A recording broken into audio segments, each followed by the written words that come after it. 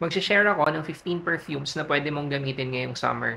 Lahat 'to less than ₱3,500 at magshe-share na rin ako kung ano yung legit shop na pwede mong pagbilhan nito.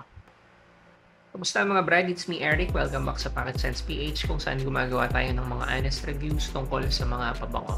Sa video nga na 'to, may pinrepare ako na listahan ng mga perfumes na bagay for summer na bagay sa weather ng Pilipinas. Yung sinet ko na budget dito, 3,500. So meaning lahat ng i-mention ko na perfumes, less than 3,500. Medyo malaki yung range. May mga perfumes dito na a little over 1,000 pesos. Merong mga close to 3,500. So anyway, lahat ng shops din na i-mention ko, nasa Shopee. Para mas madali nyo makita. Ilalagay ko na lang either kung anong side, yung perfume, tsaka yung shop na pwede nyo pagbilihan. Simulan na natin. Number 1, Antonio Banderas Blue Seduction. So si Antonio Banderas Blue Seduction, una ko siyang na-encounter nung naghahanap ako before ng alternative to Versace Man Eau Fraiche. Yung Versace Man Eau Fraiche kasi yung unang battle ko noon, nabili ko sa mall at medyo pricey. Tapos nung natuto na ako na tungkol sa mga alternatives at may mas murang options, so natuklasan ko nga si Blue Seduction. May similarities yung scent DNA niya sa scent DNA ng Man Eau Fraiche. So fresh. Ang difference lang for me, si Blue Seduction may sweetness kung ikukumpara kay Man Eau Fraiche. Halos magkapareho yung amoy nila, may sweetness lang na naidagdag kay Blue Seduction. Bagay siya sa weather ng Pilipinas. Siguro mako-comment ko lang, no, for some na mga perfumes na included dito, hindi lahat pwede mong i-overspray kasi katulad nito may sweetness, so baka may mga pagkakataon na siguro kontrolin nyo yung number of sprays. Pero majority or almost all to okay talaga sa weather ng Pilipinas eh. Nagbibigay lang ako ng gantong komento kasi iba talaga klase yung init lately. More than 40 degrees. So yun, hindi yun normal. Yung shop na pwede nyong pagkuhanan, JP Fragrance. So i-mention ko nga lang pala, no, lahat ng shops na i-mention ko dito walang kinalaman sa paggawa ko ng video. I mean, mga naka-transaction ko na sila pero hindi nila alam na i-mention ko sila dito. Kumbaga hindi to sponsored, walang kahit ano, hindi ko nga alam kung napapanood nila to. Yung mga i-mention ko dito, alam kong legit. Hindi ko sure kung ito yung mga pinakamura, pero ang masisiguro ko lang, legit sila. Kumbaga, hindi ako magre-recommenda sa inyo na bibili kayo doon tapos sasakit yung ulo nyo, di ba? Kasi kumbaga wala na kayong pagdududahan kung peke or legit. Legit lahat. No? Okay. Number 2, Nautica Voyage. Si Nautica Voyage, ang hirap niyang hindi isali sa mga summer fragrances. Siguro plainly nga kung sabihin mong perfumes na bagay sa Pilipinas, pasok kagad to eh. Nautica Voyage eh. Regardless kung ano yung note breakdown niya, yung amoy niya ay cucumber. Lagi kong kinukumpara sa cucumber juice o yung tubig, yung pitchel kapag nilagyan mo ng tubig tapos nilagay mo sa ref tapos may cucumber sa loob yun. Ganon yung vibe niya. Ang refreshing, ang fresh. So isa pa bonus, yung asawa ko napihigan sa mga amoy ng pabango. Gusto niya yung amoy ng Nautica Voyage at nagagamit din niya paminsan. So, para sa akin, plus point yun. Ang nakita kong shop na meron din ay JP Fragrance. Number 3, Rasasi Hawas. Si Hawas, bubble gummy, wedding scent ko. So, isa sa mga paborito ko talagang scent. Kaamoy na ito yung Najdia. So, para sa akin, ito yung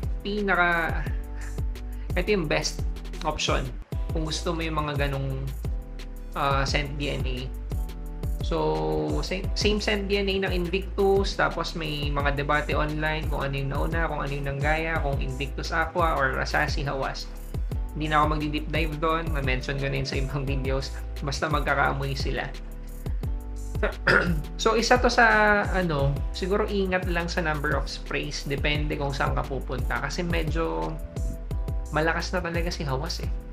Beast mode siya, tapos may sweetness na kung gagamitin mo siya gitna ng initan, yung mga more than 40 degrees, baka kasi maging cloying, baka maka-overwhelm sa mga taong nakapaligid sa'yo. Pero kung hindi talaga ganyan kainit, yung, gets nyo naman kung anong sinasabi ko init eh. Yung normal na init ng Pilipinas lang, kasi hindi naman 40 degrees plus ang normal init ng Pilipinas eh. Perfect talaga yung ganitong scent DNA. Ang refreshing, ang playful, ang chill. So, isama ko na rin pala dito, para isang number na lang sila, Hawas Ice. Para sa akin, konti lang naman yung difference ng OG Hawas tsaka ng Hawas Ice. Si Hawas Ice, brighter, mas matamis. May debate online kung ano yung mas malakas or kung ano yung mas beast mode or mas maganda yung performance. Para sa akin, kung may lamang man sa kanila, siguro ganun ka laki yung lamang. Si Hawas Ice, for me, mas noticeable lang yung pagiging bright nga, tsaka pagiging mas matamis. Yun. So, bagay din siya sa weather ng Pilipinas. Personal preference ko, OG Hawas. Siguro, embedded lang sa memory ko at maraming beses ko na nagamit. Tsaka medyo nasosobrahan ako dun sa sweetness ng Hawas Ice eh. Although, yung iba mas gusto yun kasi mas refreshing daw yung combination ng freshness tsaka sweetness ng Hawas Ice. So, siguro magpo-fall na lang sa gagamit kung ano yung mas magiging preferred mo. Ang nakita kong shop na meron, Moredo. Number 4, Armaf Iconic. So, citrusy, aquatic, alternative siya to Blue de Chanel. Hindi ako masyadong fan ng Blue de Chanel. Yung experience ko kasi before sa Blue de Chanel, medyo namahalan ako. So, yun yung mga time na hindi pa ako ganun ka into ganung presyong pabango. Knowing na Chanel yun, medyo pricey kasi yung Chanel kumpara sa iba. Tapos nung ginamit ko, nahinaan ako sa performance. Okay yung scent profile niya, pero parang hindi siya yung una kong dadamputin, ganun. So nagkaroon ako ng bias. Si Armaf Iconic, as usual sa Armaf, quality yung juice. Pero ang napansin ko talaga sa mga Middle Eastern alternatives, hindi nila makuha yung Blue de Chanel na scent DNA. May parang hindi ko nga masabing malapit eh. Siguro may resemblance pero hindi yung tipong, diba Armaf, si Denim, kahit naman may mga tawag dito, nagda-down doon sa si Denim na OG, mas marami pa rin sa atin yung nagagusto doon kasi nga pagdating sa dry down, kuha yung amoy nung Creed Aventus. Dito hindi ko gaano ma-appreciate. May mga taong gusto to na sinasabi malapit daw, pero ako hindi masyado eh. So siguro on its own okay siya, quality. For the price pwede na, kasi kung kukumpara mo nga doon sa BDC, doble ba? More than twice yung price difference nila eh. So, yun. Ang shop na nakita kong meron, JP Fragrance. So, ang dami pala dito mga JP Fragrance. So, ulitin ko, hindi to sponsored, hindi ko kilala personally owner nun. Wala silang kinalaman sa paggawa ko ng video. Ito mga pinipili ko, tulong ko lang sa mga makakanood para wala na kayong sakit ng ulo pag nag-order kayo at hindi ako mapapahiya na sila yung mga na-recommend ako na shop. Number 5, Armaf Tray Nui. Ilang beses ko na ito na-mention dito, na ilang videos na. Memorable kasi. Isa kasi ito sa mga pang-initan ko na pambaragay. Kaya ako nasabing ganun kasi subok na subok ko eh. Gitna ng UST. Espanya. Tapos kumain pa ako ng kawaw. Sausage. Na withstand niya. Fresh. May pagka-green, may musky sa dulo, may medyo powdery. Para sa akin, Ang take ko ang linear no amoy niya na clean and fresh ng may pagka-green. Kumbaga, para sa akin hindi masyadong komplikado yung amoy. May malinis. Alternative to Creed Green Irish Tweed. Ang nakita ko na shop,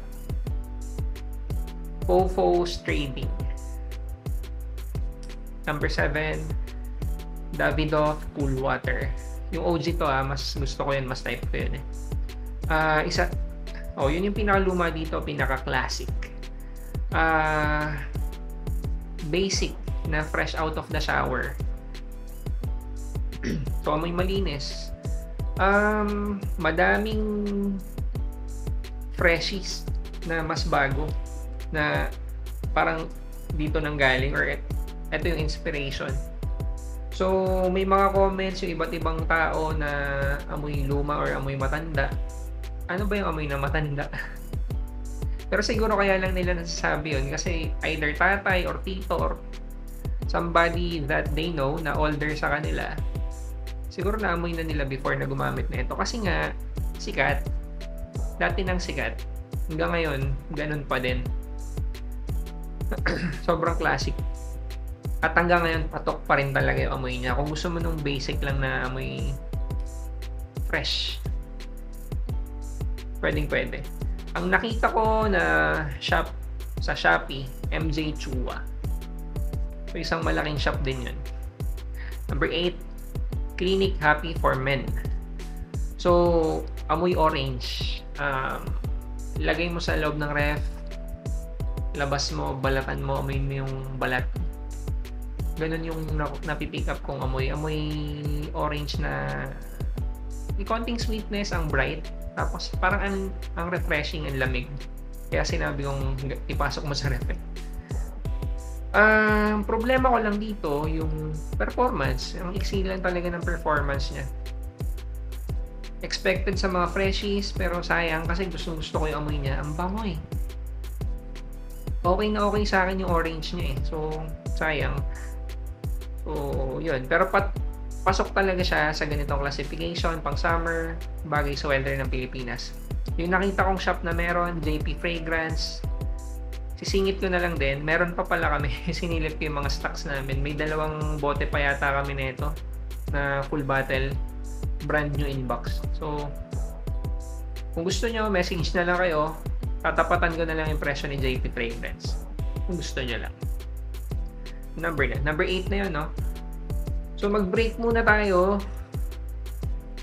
I-take ko na lang yung opportunity to bring up yung advocacy namin. Sana pakinggan nyo. So, sa mga matagal nang nanonood, baka alam nyo na. Sa mga naka-follow sa amin sa Facebook, baka alam nyo na. So, advocacy namin is animal welfare. FYI, nag-start itong shop para maka-generate ng fund pang-donate sa mga animal rescue groups. So, before, galing sa sariling pocket, galing sa sweldo, Gcash, kung familiar kayo dun sa mga animal rescue group, nagpo-post kasi sila ng mga nire-rescue. So, at malaking problema yung finances nila. Parang dati, nagsasend lang ako 100, 50, 30, 20. Pinakamalaki ko yatang nasend dati, 500. Nung nag-start yung shop, nakapag-send ako ng mas malalaki, thousands. Ngayon, nag-a-adapt na kami, nakapag-rescue at nakapag-adapt na kami ng 13 na pusa. Lahat yun galing sa kalsada. At may pinapakain pa kami sa labas. Talagang hindi biro yung gastos kasi pinapabet namin sila, tapos yung pagkain, ayos. So, hindi ako manghihingi ng donation sa inyo, pero gusto ko lang gamitin tong platform to share kasi baka isa, dalawa, kahit isa lang sa inyo yung parang mantig yung puso or may same na advocacy. Meron akong foundation na mas madalas ko nakakausap, Kuna Foundation. So, ilalagay ko sa link yung description. Kung gusto nyo mag-donate, kung gusto nyo mag-support, kung gusto nyo tumulong, contact na lang kayo diretso sa kanila. ilalabas ko yung sarili ko, hindi ako member, hindi ako kahit ano sa kanila. Nagkataon lang na nakasama na ako before to kumbaga tumulong sa kanila, at nakausap ko na rin yung founder. Gusto ko kung paano nila patakbuhin yung foundation nila, at naniniwala ako dun sa kung ano man yung ginagawa nila sa group, maayos. So ilalagay ko sa description yung link. Thank you. Balik tayo. Number 9. Lanvin Eclat pour Homme. Clean fresh. Clean and fresh. Ganun. Pangit din yung experience ko dito before. I mean, pagdating sa performance, okay yung amoy. Pero, yun nga, nakukulangan ako sa, sa performance longevity, projection. Mas na-appreciate ko to nung minsan may dumaan dito na customer, bumili ng Decan. Ilang beses na siya pumunta, so parang, pwede ko na nga siya i-consider na parang naging kaibigan kong customer. So, dinala niya yung mga, may sarili siyang mga perfumes, personal. Tapos may dinala siya na inspired by local brand. Hindi ko na maalala kung anong brand nun eh. Pero natuwa ako at na-appreciate ko yung amoy, tapos yung performance. Kasi kahit after namin mag-usap, amoy ko siya, sumisingaw kumbaga, airy. Yung sillage okay. Tapos, doon ko ulit binalikan sa Eclat din na parang okay pala. Sayang hindi ko ma-share sa inyo ngayon kung anong pangalan nung local brand eh.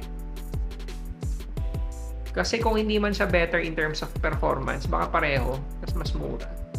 So anyway, in terms dun sa scent profile ni Eclat pour Homme, wala ka namang masabi kung gusto mo ng clean and fresh, kung gusto mo ng pang mainit na winter na pabango.